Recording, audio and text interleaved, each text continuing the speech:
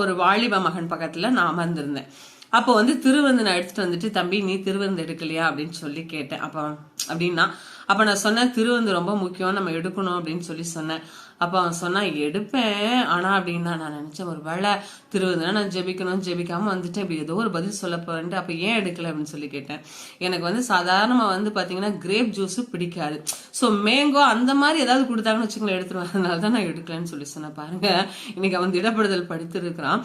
திருவிருந்து எடுக்க சொன்னா அவன் சொல்றான், மேங்கோ ஜூஸ் கொடுத்தா நான் திருவிருந்து எடுப்பேன். ஸோ எனக்கு எதுக்கு திருவிருந்துன்றது தெரியாத ஒரு நிலையில் அவன் இருக்கானேன்னு சொல்லிட்டு அவனை குறித்து வருத்தப்பட்டேன். ஏனென்று சொன்னா, இன்றைக்கு அநேக வேளைகள்ல இன்னைக்கு நம்ம பிள்ளைகளை நம்ம சரியாக என்ன பண்ணணும், கட்டாயம் வளர்க்கணும். பாருங்க, நாயின் ஒரு விதவைக்கு ஒரே மகன் என்று சொல்லி பார்க்கிறோம். அவன் வாலிப மகன். இந்த வாலிப வயதுல அவன் மறைத்து போய் விடுகிறான்.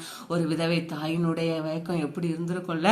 இன்னைக்கு அந்த பிள்ளையை குறிச்சு எவ்வளவு ஒரு கனவுகளோடு வாழ்ந்திருப்பா. மறிச்ச உடனே அவ உள்ள உடைந்து போயிடுச்சு. இப்ப அவனை அடக்கம் பண்ணும்படியாக எடுத்துக்கொண்டு போறாங்க. பாருங்க, ஊராரில அநேகர் என்ன பண்றாங்களாம், அவளோடு கூட போனாங்கன்னு சொல்லி பார்க்கிறோம். அப்போ அதுல இருந்து நமக்கு என்ன தெரிகிறது, அவள் நிச்சயமாக ஒரு நல்ல ஒரு வாழ்க்கை வாழ்ந்த ஒரு நல்ல ஒரு செம்மையான ஒரு விதவை, உத்தம விதவை என்று சொல்லி அறிந்து கொள்ளுகிறோம். இப்போ அப்படி போய் கொண்டிருக்கிற வேளையில அந்த இடத்துல இயேசு என்ன பண்ணுகிறார், கடந்து வருகிறார். அந்த விதவினுடைய கண்ணீர் அவரை என்ன பண்ணுச்சுன்னா இறங்கும்படி செய்தது என்று சொல்லி பார்க்கிறோம். அவ ஆண்டவர்கிட்ட கேட்கல, என் பிள்ளைக்கு நீங்க சுகத்தை கொடுங்களேன், என் பிள்ளை இந்த இதுல இருந்து உயிரோட வந்துட்டுமே அப்படின்னு சொல்லிட்டு அவன் என்ன பண்ணல, கேட்கல. ஆனா அவளுடைய கண்ணீர் ஆண்டவருக்கு அவளுக்கு இரக்கம் செய்யணும் அப்படின்னு சொல்லிட்டு தொடுச்சு. உடனே என்ன பண்ணார், பாடையின் இடத்துல போய் அந்த தாயினுடைய கண்ணீர் தான் அவனுக்கு அன்னைக்கு ஜீவனை கொடுத்தது. பாருங்க, பாடையை தொட்டார உடனே தூக்கிட்டு போனாங்க, அப்படியே நின்றுட்டாங்க.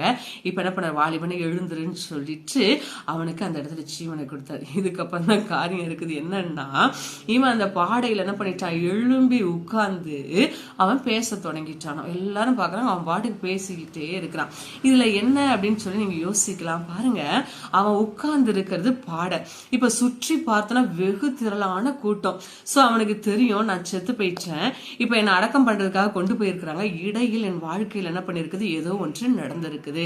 இப்போ என் மரணத்தை நான் என்ன பண்ணிட்டேன், ஜெயிச்சுட்டேன். நான் என்ன பண்ணிருக்கேன், எனக்கு உயிர் பெற்று இருக்கிறேன். அப்ப இந்த உயிரை எனக்கு யார் கொடுத்தா, இந்த ஜீவன் எப்படி எனக்கு கிடைத்தது, அப்ப இந்த ஜீவனை கொடுத்தவரை நான் துதிக்கணும், அந்த ஜீவனை கொடுத்தவருக்கு பாதத்துல போய் விழணும். இதெல்லாம் எதையுமே செய்யாம அவன் பாட்டுக்கு பேசிக்கிட்டு இருந்தான். இப்ப ஆண்டவர் என்ன செய்தாரு தெரியுமா, அவனை பாடையில இருந்து என்ன பண்ணாரு, அந்த கையை பிடிச்சு கொண்டு போய் அவன் தாயின் இடத்தில் ஒப்புவித்தார் என்று சொல்லி வசனம் சொல்லுது. அப்படின்னா என்ன அர்த்தம், இதுவரை அவன் வாழ்க்கையில அவன் சரியாக செயல்படாததுனால, ஒருவேளை பேசலாம், ஆனா பேசுகிறது இன்றைக்கு சரியாக பேசாததுனால இப்படிப்பட்ட ஒரு மரணம்.